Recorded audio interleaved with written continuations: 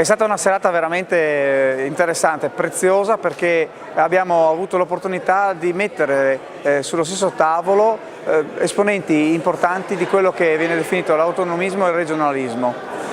L'obiettivo è quello di creare una federazione, di fare in modo che ci si parli assieme, che ci si aiuti per consentire ai nostri cittadini, attraverso il servizio che stiamo proponendo, di far sentire forte la propria voce, le proprie istanze.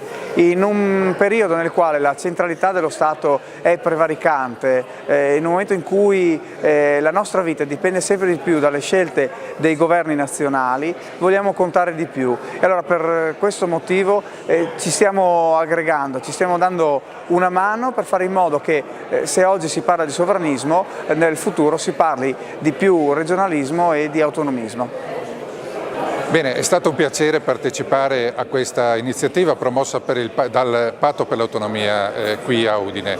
Naturalmente è stato un primo passo che ci auspichiamo possa diventare l'inizio di un percorso virtuoso che possa vedere unite, nel nome di un ideale, non di una convenienza elettorale contingente, che possa vedere unite, dicevo, tutte quelle che sono le forze autonomiste. Da parte del Patto per l'Autonomia Veneto naturalmente c'è non solo disponibilità, c'è pieno entusiasmo a collaborare con il Patto per l'Autonomia Friuli. Tassello nel mosaico dei rapporti tra le comunità linguistiche, tra i partiti autonomisti, tra tutto quello che rappresenta l'arco alpino.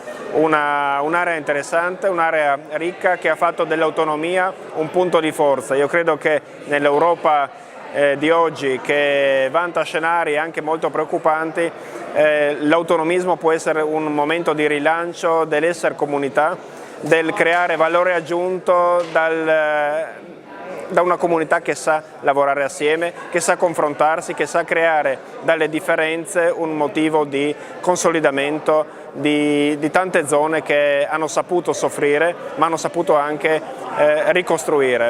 Il Trentino Alto Adige, il Friuli Venezia Giulia e la Val d'Aosta sono degli esempi di buona pratica. Io penso che anche a livello europeo in questo momento stiamo proprio in un momento decisivo, dobbiamo decidere se questa Europa va avanti o deve diventare di nuovo un'Europa delle nazioni o un'Europa delle regioni, e l'autonomia c'entra con questo, perché l'autonomia forma un regionalismo. Io penso che il regionalismo sia un elemento importante per portare avanti l'Europa con tutte le sue diverse culture, le diverse lingue, le diverse storie che hanno i popoli europei. Quindi bene che si cominci a parlare di autonomia, l'abbiamo fatto stasera insieme con altri movimenti. Io ho cercato di portare anche l'esperienza nostra del Sud Tirolo, spero che questo sia veramente l'inizio di un confronto più continuo per portare avanti l'idea delle autonomie nelle nostre regioni. Sono Eric Laveva, sono il presidente dell'Union Valdôtaine, un partito storico autonomista valdostano, uno dei partiti più antichi della storia italiana per quanto riguarda l'autonomismo. Siamo nati nel 1945, abbiamo ormai quasi 75 anni di storia.